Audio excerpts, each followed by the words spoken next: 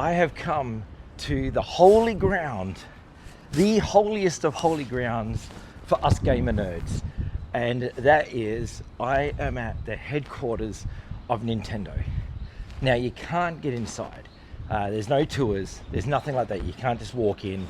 But to see the building, the headquarters, to see where the magic happens, to see, all the games that I grew up loving, Donkey Kong, I love growing up with Donkey Kong. It blew my mind. It still does to this day. I still love the game. I love everything Donkey Kong related. So to be here in Kyoto is pretty mind-blowing for me, because I just, I grew up on this stuff. Like, this stuff just means the world to me. And even now, playing the Switch, you've got Zelda and all the Mario stuff and whatever. But it was Donkey Kong that I was first hooked on, and that I have now ended up today making the trek. I just walked 20 minutes from the station and I've made the trek to come to look at Nintendo in Kyoto. Now, it's in this sort of area which is kind of like, you've got like trucks and stuff, and it's kind of industrial really, but the weather is beautiful today. Like, seriously, the weather is amazing. And yeah, like, I just look up at the sky. It's just, I picked the perfect day to come out to Kyoto. And the only reason I came here was for one record store, which I will take you to. So don't worry, you're not leaving empty-handed, you record nerds. But I also wanted to see the Nintendo building, which is this building right behind me here. One of the greatest places on earth, just purely for the fact of the history and what they have done for gaming. Like, seriously, Nintendo has done it all. It was, or is, the biggest probably gaming company, I'd say, in the world. I looked at it last night, and I think its net worth is like $54 billion, which is absolutely insane to think of. But, like, what do you even do with $54 billion? Create more games. Now, I would love, if, like, standing here, Shigeru Miyamoto came out and said hi, because he is the guy who designed Donkey Kong. Like, he's the guy, he is the guy, and he still works for Nintendo. He still works there, helping create and design the games. And I think that is awesome. The guy's like 70 years old. He's a lifer. He's a lifer for sure. So here we are at Nintendo. Let's have a look. Let's get some shots. So we're looking at the building here. It looks awesome. Like, it's huge. You can't, like what I said, you can't go in. They don't do day tours, unfortunately. It would be awesome if they did. I would love to have a day tour of Nintendo, to go inside and look at it. So as you can see around, it's a beautiful area. Like, there's just, it's very peaceful out here. It's just a very, very cool area. And I'm just happy to be here. So anyway, I'm going to get some photos because I need to, because it's Nintendo and it's awesome.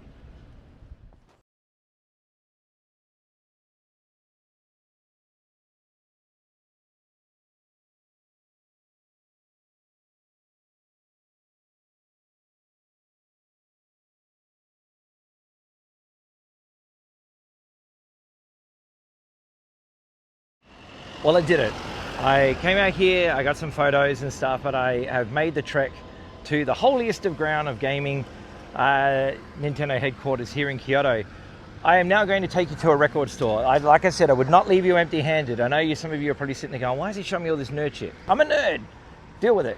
I didn't get to meet Shigeru Miyamoto, which, and this is like, I guess it's the end of the day because there are people leaving. So I actually had to ask somebody if they could take a photo of me with the Nintendo sign. It's like, the guy that we all want to meet, like, every gamer who loves Nintendo would love to meet this dude and shake his hand. But because I never will get that chance, I'm just going to say, Shigeru Miyamoto, you're a champion, you're a legend. I thank you so much for everything you've done for Nintendo and for gaming in general. If it wasn't for you, my love for Donkey Kong would never have happened. So thank you so much. And you can see people are leaving work behind me. So yeah, but we're going to go to see a record store here called Jet Set Records. I made it to Jet Set Records with the help of these two lovely people. I had no idea where I was going when I got out of the station in Kyoto, and I was just like, what direction do I go? Because there was like 4 ways to go. And I asked this lovely couple, I said, sumimasen, which is excuse me. I said, can you help me find this place? And he was like, sure. He didn't know a lot of English, but he asked where I was from, and I said Australia, and he was really excited. And then I told him that I would be going to this place called Jet Set Records, and he said, oh, a record store? And I said, yeah. And he showed, we walked down here, pointed it out, and they were so lovely, and they were so happy to be so helpful to me. And I didn't get their names, but fucking amazing people here. Always amazing people, always willing to help, and I love that. I love that. Anyway, Jet Set Records is behind me, and I've wanted to go into this store for quite some time.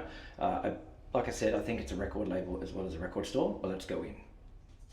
This is Jet Set Records in Kyoto.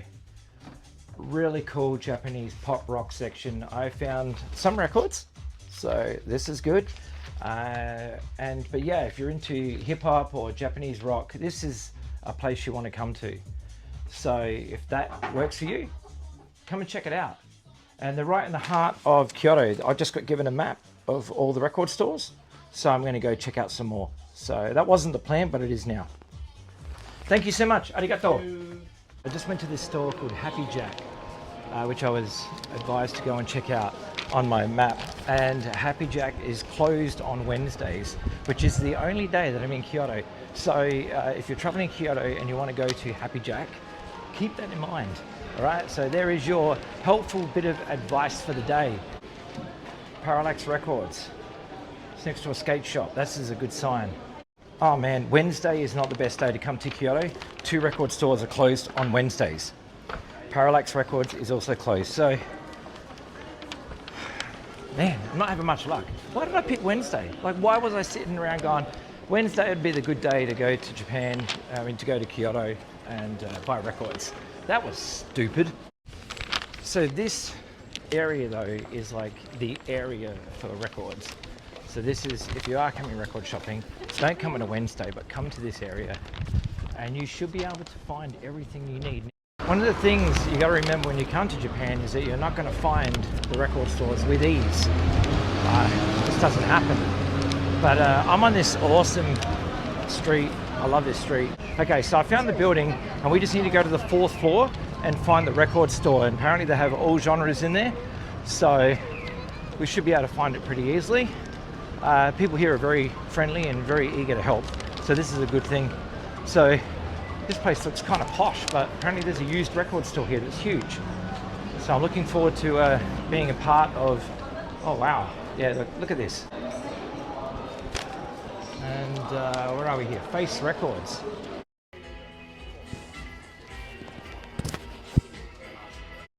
Look at this for a rarity. The Vince Neil solo record. And then they have Warrant here. Dog Eat Dog. I've never seen Dog Eat Dog on vinyl, but I know it's been reissued, but still, if you're looking for an original, lots of stuff in this store. There you go, Warrant's debut, Lost. This is easily one of the best records ever. Like, I love that album so much. Awesome, I've never seen this before. This is the Japanese pressing of black metal. See, the black metal is not written in silver, or embossed, it is just straight black and white. And here you've got the back. This, as we all know, what I believe is the greatest metal record ever recorded. Here it is in Face Records. This wasn't the easiest place to find, unfortunately. When I came here, I got a little bit lost. Sex Pistols, what have we got here? Here you go, there's a copy of Seasons in the Abyss here. What else we got? There's a lot in this store. I was surprised how much cool shit is in this record store. To Hell with the Devil, Striper, awesome. Slaughter the Wildlife. This album is amazing. Okay, so we're going through here. What else we got? I wasn't planning on buying so much, or if anything today, but the rock called. This was not supposed to be a rock day. Oh, look at this. That's pretty cool. Expensive, but cool. Stranglers. Sepultura, there you go. Arise, Skid Row. Ugh, can we stop finding that record everywhere, please? S and a few. These original pressing, there you go. Germany, 91. Awesome, still with the hype sticker, and it's only like $60 if you're willing to spend the $60. Go for it. You should totally get it. This place is really, really cool. Oh man, I was not expecting to find so much rad shit here, but it's here. There's one you don't see every day. Nice. That's a US. I'd love to find a Japanese one though, with the Obi. Here you go. What a great album. Awesome.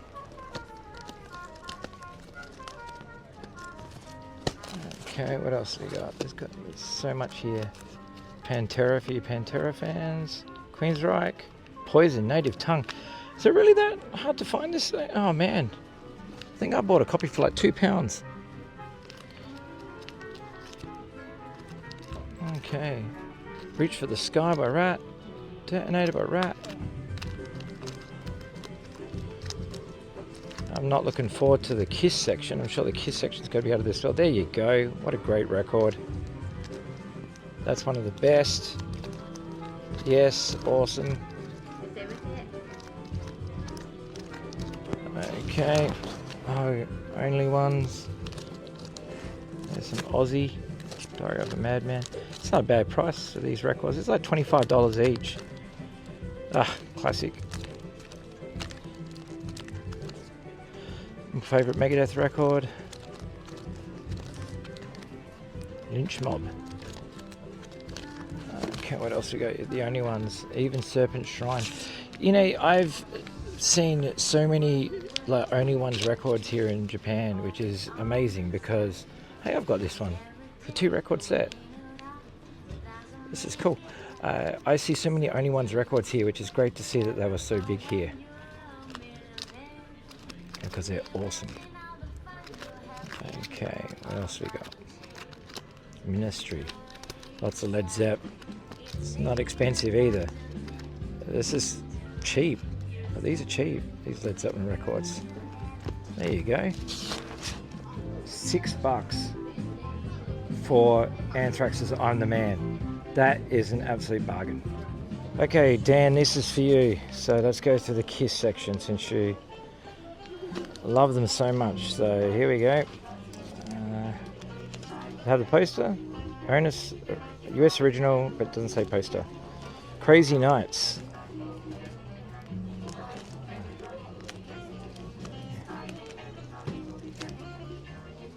Look it up.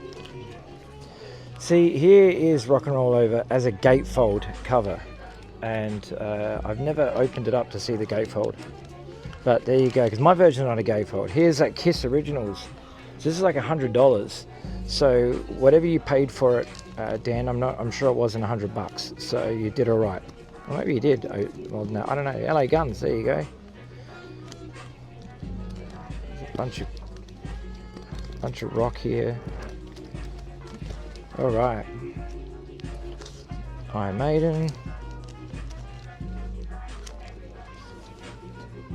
There you go. Guns N' Roses. Iggy Pop. Nice.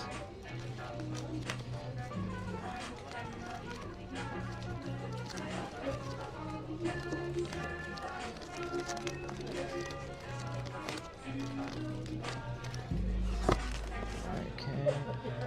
That's nice. I have not seen this on vinyl before. It's got Satchel from Steel Panther, Russ Parrish. I knew when I hung out with that band, I asked him if he enjoyed being in Fight. And he said that he loves Rob Halford, but he said they're all Rob Halford songs, and in Steel Panther he can just write it whatever dumb shit he wants and they play it. His words. So, pretty funny. Damned. Oh, that's cheap. A lot of Devo there. There you go.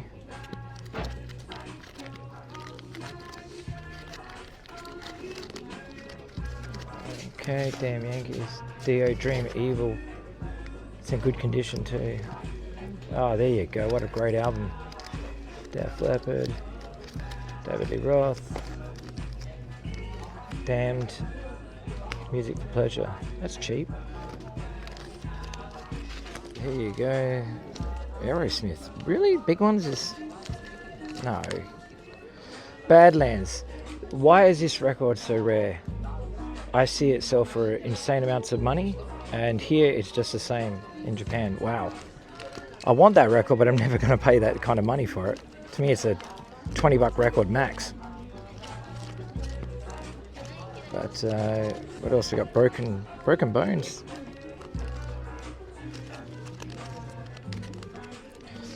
Okay, and Blue Cheer at the front there. No, see, Badlands. Oh, this one's cheaper. This one's much cheaper. Still over my $50 price though. Not prepared to pay it. Anthrax.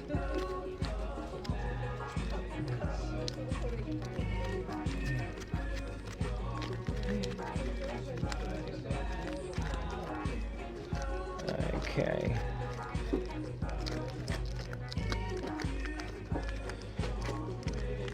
We have seen it all, my friends. Oh, here you go. AC/DC. See, a friend of mine just asked me, he sent me a message and he said, how much do you pay for AC/DC records? And I said, well, I wouldn't pay stupid amounts of money because AC/DC sold more than 5 records. I mean, they literally sold thousands of the things, if not millions. And there you go, there's a great, one of the best album covers ever. And I just said, like, I don't understand why someone would charge a stupid amount of money for a AC/DC record. I mean, Back in Black is like one of the highest selling rock albums ever. This is Face Records. There's their business card. Come here and buy some records and talk to this awesome gentleman that's down here on the ground behind me. And this guy over here with the black shirt, talk to him and he will help you out. And he will recommend you awesome bands to listen to if you've never heard them before. So, yeah.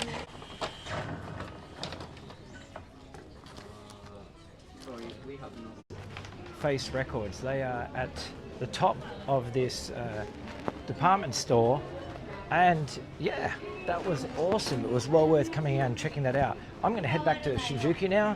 So I've been here in Kyoto all day and I've had a great time. This guy's been running the whole time. I don't know where he gets his stamina from, but there you go.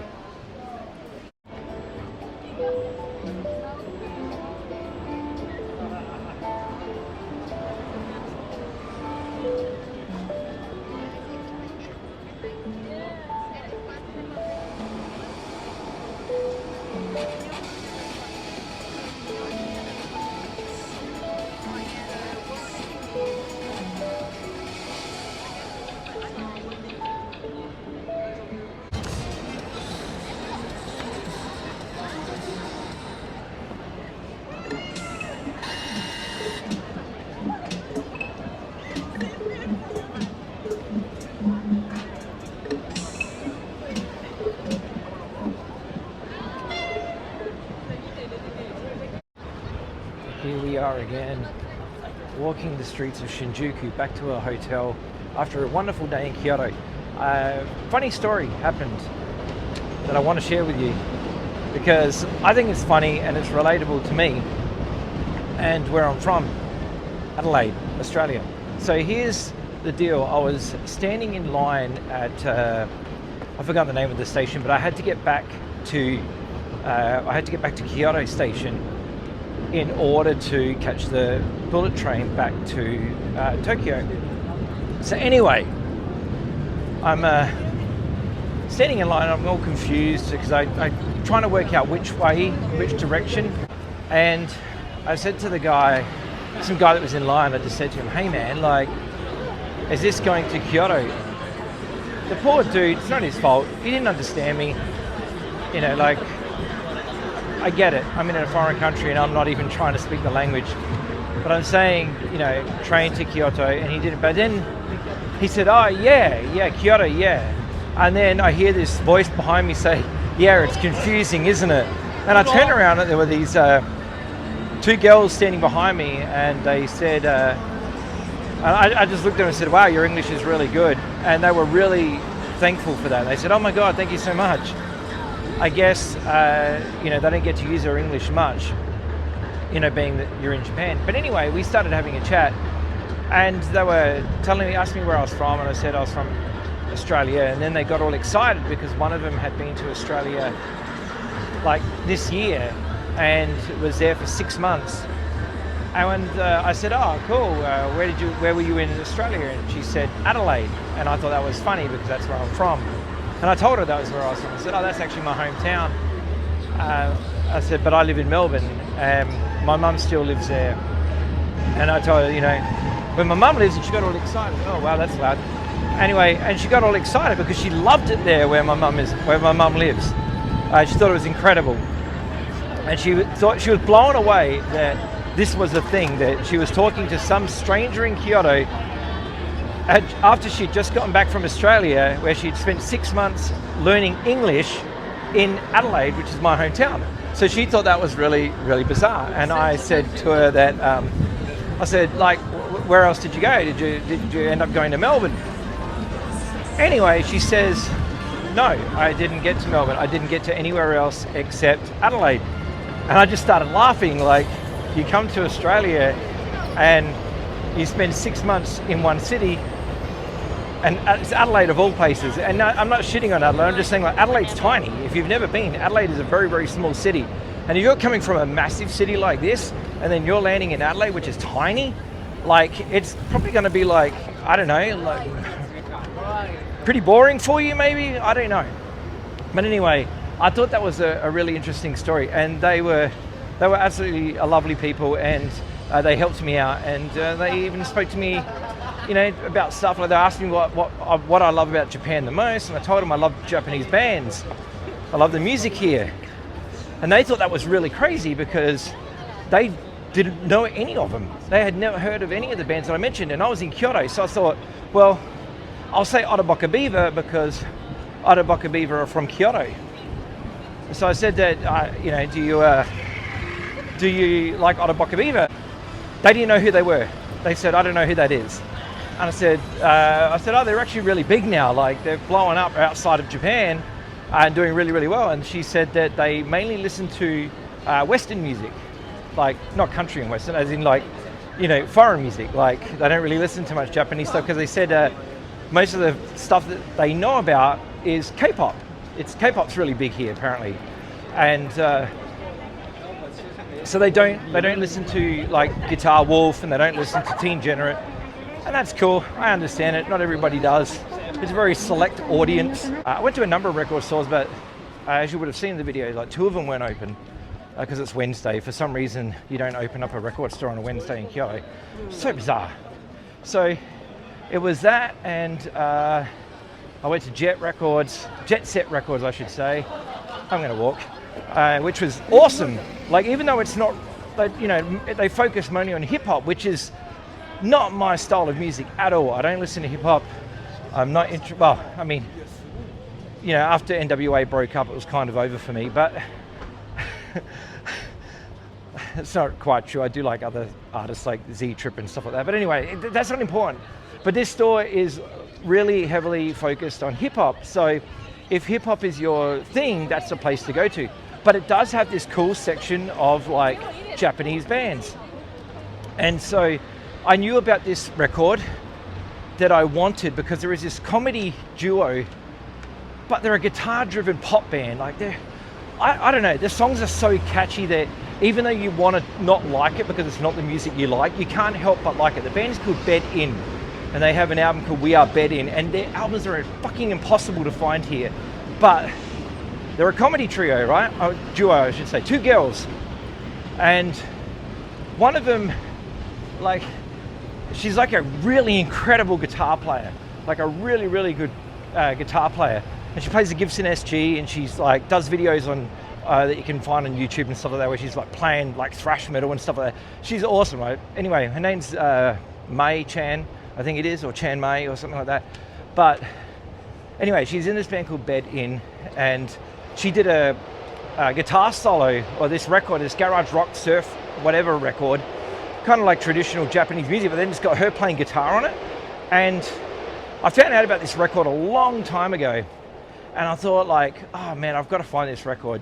You know, it's basically, it's a cartoon drawing also of her naked on the cover, but whatever. It's just a cool like little pop song or rock song with her guitar work on it. And because she's such a good guitar player, I was like, oh man, I've got to find this record. There's a pig here, by the way. Look at this pig. Where is he?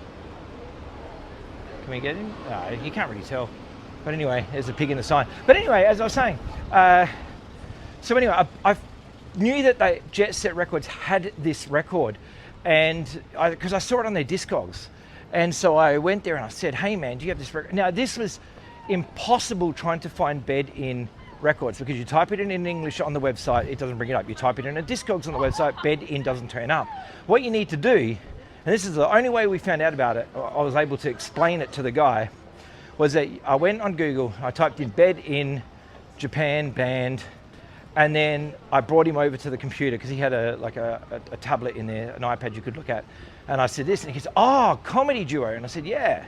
I said, a comedy duo. I said, do you know this band? And he said, and so we highlighted one of them. I said, who's the guitarist? May something. And he goes, yeah, this. And he highlighted the name, and it was written in the traditional Japanese writing on the website. And so that's why I couldn't find it. And so we searched it on Discogs via the Japanese writing, and we found the single. And he goes, oh, yes. And so he went to the area where he looked at it on his computer, and then he walked over to the records, which tells me we have a copy. So he then went to the area, he flicked through all the records, I'm sitting there going, and it was getting there thin, and I was like, oh no. He pulled it out and he goes, last one. And I was like, all right. So scored the last copy. Now I think there's fuck all copies of this thing like pressed. And so it was brand new, it's not used, it's a brand new record. So the price I think was like maybe 1,200 yen, so it's like $15. But it's a 7-inch that I wanted, and I now have that record, so I'm very happy about it. But wow. Anyway, and apart from that, I got a Childish Tones record and whatever. And then I went to the other record store, Face Records, which the guy told me at Jet Set. He said, go check out this record store. It's in a department store. So it's like going to Maya, right? Or in America, what's that called?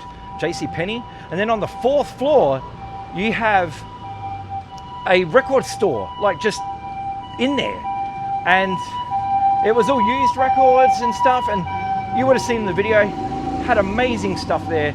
A lot of it, I mean, some of it you might think is overpriced, but no, when I actually did a price comparison, like I was sitting there thinking like, oh, these are way too expensive. And then I went and did a price comparison and said, holy shit, they're actually cheaper than what they're selling for on the secondary market. So I was like, oh man, like, what am I doing? Like, I could have gotten there were a few records I left behind that I actually really wanted, but I don't like to break my do not spend more than $50 on a used record rule, which I have had in place forever, because I just think it's, you know, if I start doing that, I'm going to end up spending so much money on records, and I don't want to do that. So anyway, I didn't get that Badlands record because of that reason alone, and that was probably like $60. So could have broken my rule and by $10, but if I start doing it for one, I'm going to do it for all of them, and I just don't want to be that guy.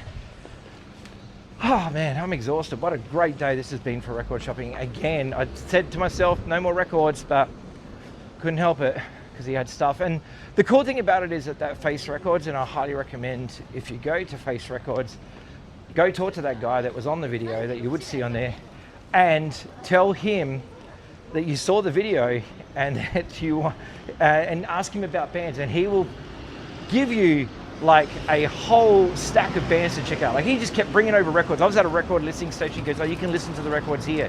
And they've got like 2 turntables set up and stuff. So I was like, oh, thanks. So he like just kept bringing records over to me and goes, oh, this is a ska punk band, or this is like a, and then he goes, do you like bands like NoFX? And I said, yeah. And so he gave me this Japanese band, I think they're called Humbling Bee or something like that.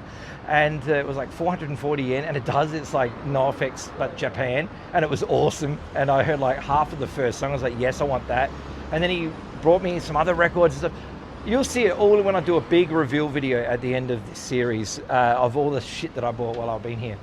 But I can tell you now that that guy was awesome, and I hope he gets a raise, because that's the kind of people you want in a record store, is somebody who's going to recommend you new music or bands that you've never heard before. Because he was asking me what I listened to, and then he was going, oh, okay, so you like Guitar Wolf? And I said, yeah, I love Guitar Wolf. And I was talking Super Snaz, Teen Generate, whatever. So he knew the bands, but they didn't have any of the heavy hitters. So he started bringing me bands that were lesser known. And I thought, well, this is cool. Oh shit, that was like way old. He got me into this band. He gave me a record to listen to by this band, and I can't remember the name of them, but they're in this bag. And it sounds like the Undertones, but a Japanese version. It was so good. I had like, as soon as I put the needle on the record, I heard it start, and I was just like, oh, this is fucking awesome. And immediately I was like, yeah, you've won me over already. I said, keep bringing me stuff like this. And so he was just going through all the records trying to find stuff, and then ended up bringing me a whole stack. And I bought it. I didn't buy them all because there was a lot of stuff there that I put it on and go, I can't see me getting past one listen. Like, it's good, but I don't think it would be a repeated listen record, so I didn't buy it. I just left it there. And there was some stuff that I just didn't like the ska punk band it just wasn't my thing at all. And then he gave me a rockabilly band to check out, because I told him I like the Biscats. And he said, oh yeah, this is a bit like that music, but it wasn't what I was looking for. I can't remember their name, sorry. La Banda or something like that. I don't know, Truck Driving was a song or something like that, the single. Anyway, it was expensive. And then he gave me a band to listen to, an all-girl punk band called Boys Boys. The A side was really good. I think it was called Control Tower. The B side was called Monkey Monkey or something. It was all right, but the record was like $40, $45. And I'm like, no, this is not a $45 song. Like, it's not. It's good, really good, but it's not a song that I would want to pay $45 for. So I left it there. But yeah, heaps of stuff. But anyway, thanks once again for joining me on this journey of the Long Gone Loser Rock Show, guide to kick-ass rock and roll stores around Japan. Today was Kyoto. Tomorrow is Mishima. And Mishima is not a rock and roll thing, but we're going to go and check it out. It's a skywalk, and it's like a giant bridge, and we're going to go and check that out. And yeah, it's going to be awesome. So thanks for sticking around. Thanks for watching this series. And look after yourselves, take care of each other, and go to Japan and buy some records. I'll see you soon. Bye-bye.